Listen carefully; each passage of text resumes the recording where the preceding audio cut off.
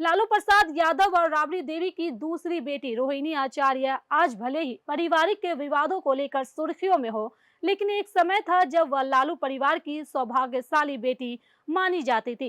रोहिणी का जन्म भी साधारण नहीं था और उनका नामकरण तो उससे भी ज्यादा नाटकीय और दिलचस्प। 5 जनवरी 1980 की सर्दी सुबह Patna medical college and hospital में हलचल मची थी। बिहार की राजनीति में तेजी से उभरते नेता लालू यादव दूसरी बार पिता बनने वाले थे। अस्पताल के बाहर कार्यकर्ताओं की भीड़, अंदर डॉक्टरों की व्यवस्था और ऊपर से आसमान में चमक रहा रोहिणी नक्षत्र इस कहानी में अपना तड़का लगाने के लिए तैयार था। जैसे ही रोहिणी का जन्म हुआ, परिवार में खुशियों की जैसे गंगा बह निकली। ज्योतिषीय दृष्टि से उस वक्त रोहिणी नक्षत्र चल रहा था, जिसके बारे में कहा जाता है कि यह नक्षत्र बच्चे के स्वभाव, भाग्य और परिवार के भविष्य को आकार देता है।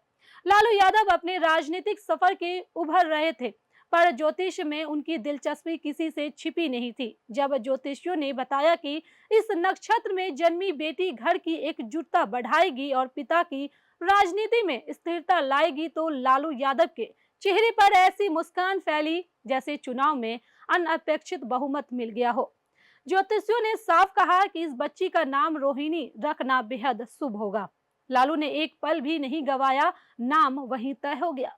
लेकिन कहानी यहीं खत्म नहीं होती। रोहिणी के जन्म को लेकर एक और ट्विस्ट था, जो आगे चलकर उनके नाम के साथ उनकी पहचान बन गई। रोहिणी का जन्म पीएमसीएच में हुआ था और उनके जन्म का जिम्मा संभाला था पटना की प्रसिद्ध स्त्री रोग विशेषज्ञ डॉक्टर कमला आचार्य ने। लालू यादव उस वक्त बड़े नेता बनते जा रहे थे, पर डॉक्टर ने पूरे प्रसव के दौरान उनसे एक पैसे नहीं लिए। लालू ने कई बार आग्रह किया, लेकिन डॉक्टर हंसते हुए कहती रही, नेताजी आपकी बेटी हमारे लिए दुआ है, फीस की कोई जरूरत नहीं। कहानी में असली तीखापन तब आया है जब नामकरण वाले दिन परिवार में नाम को लेकर उत्साह भी था और थोड़ी नोक-झोंक भी। तभी लालू अपने चिरपरिचित अंदाज में डॉक्टर से मजाक करते हुए बोले, डॉक्टरनी जी आप फीस तो ले नहीं रही, बताइए आपकी भरपाई कैसे करूं। डॉक्टर आचार्य भी कम नहीं थी, मुस्कुराते हुए बोली, एक ही तरीका है नेताजी, बच्ची के नाम के साथ हमारा नाम जोड़ दीजिए। ये सुनते ही लालू ठहाका मारकर हंस पड़े। परिवार को यह बात पहले मजाक लगी, लेकिन लालू ने इसे दिल से लगा लिया और इसी पल रोहिणी यादव नहीं बल्कि रोहिणी आचार्य बन गई।